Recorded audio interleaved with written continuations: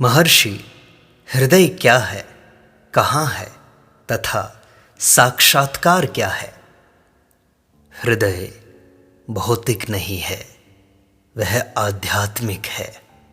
हृदयम हृत अयम, यह केंद्र है। यहाँ से संकल्प उदय होते हैं, उसी पर वे ठहरते हैं तथा वहीं पर वे घुल जाते हैं। संकल्प ही मन का विषय है तथा वे ही जगत की सृष्टि करते हैं। हृदय सबका केंद्र है। यतो वा इमानी भूतानि जायन्ते, जिससे ये जीव उत्पन्न होते हैं, उसे उपनिषदों में ब्रह्म कहा गया है। वह हृदय ही है, ब्रह्म ही हृदय है। तो हृदय की अनुभूति कैसे हो? ऐसा कोई भी नहीं है जो क्षण मात्र को भी आत्मा के अनुभव से वंचित रहता हो, चूँकि कोई भी यह स्वीकार नहीं करता कि वह कभी भी आत्मा से पृथक रहता है। वह आत्मा है, आत्मा ही हृदय है। यह स्पष्ट नहीं हुआ? गहन निद्रा में तुम्हारी सत्ता होती है, जागृति में तुम रहते हो।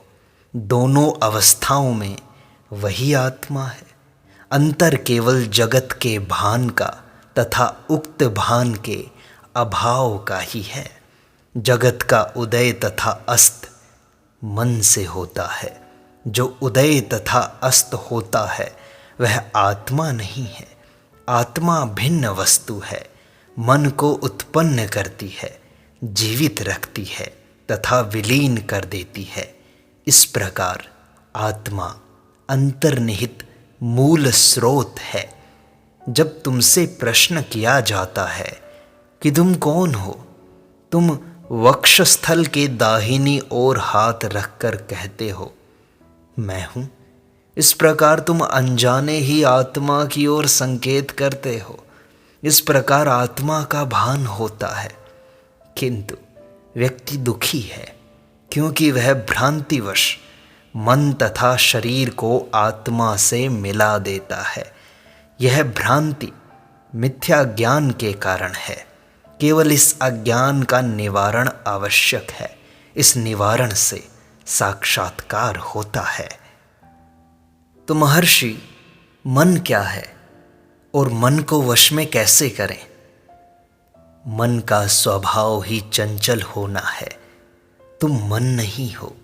मन उदय होता है और अस्त होता है। यह अस्थाई तथा अनित्य है, जबकि तुम आत्मा हो और नित्य हो। आत्मा से भिन्न कुछ नहीं है। आत्मा में अधिष्ठित होना ही आवश्यक है। मन की चिंता त्याग दो। यदि इसके स्रोत को खोज लोगे तो यह नष्ट हो जाएगा और शुद्ध आत्मा शेष रहेगी। तो क्या मन को वश में करने की आवश्यकता नहीं? आत्मा की अनुभूति होने के बाद नियंत्रण करने को कोई मन ही नहीं रहेगा। मन के नष्ट होने के बाद आत्मा प्रकाशित होगी। जिसने साक्षात्कार कर लिया है उसका मन सक्रिय हो अथवा निष्क्रिय, उसके लिए केवल आत्मा ही रहती है। चूँकि मन, देह तथा जगत आत्मा से पृथक नहीं है। वे आत्मा में उदय होते हैं तथा आत्मा में अस्त होते हैं। आत्मा से पृथक उनकी सत्ता नहीं है।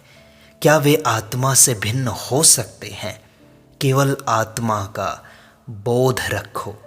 इन मिथ्या वस्तुओं की चिंता मत करो। वे आत्मा को कैसे प्रभावित कर सकती हैं? आत्मा हृदय है। हृदय स्वतः ज्योतिर्मय है। प्रकाश हृदय से उदय होकर मस्तिष्क में पहुंचता है, जो मन का स्थान है। मन के द्वारा ही जगत दिखाई देता है, अर्थात आत्मा से प्रतिबिंबित प्रकाश द्वारा ही जगत दिखाई देता है। मन की सहायता से जगत की अनुभूति होती है।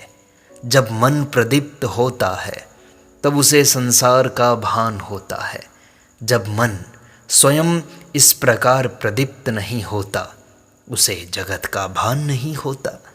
यदि मन को अंतर्मुखी कर प्रकाश के स्रोत की ओर मोड़ लें तो यह दृश्य जगत का लोप हो जाता है और केवल आत्मा हृदय के रूप में प्रकाशित होती है।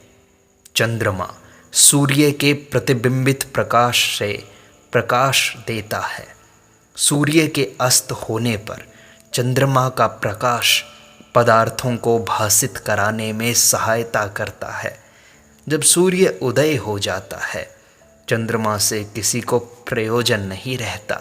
यद्यपि चंद्रमा का मंद बिंब आकाश में दिखता जरूर है। मन तथा हृदय के साथ भी ऐसा ही है। मन हृदय की प्रतिबिंबित ज्योति के कारण ही उपयोगी है। इसका उपयोग दृश्य पदार्थों को देखने के लिए है।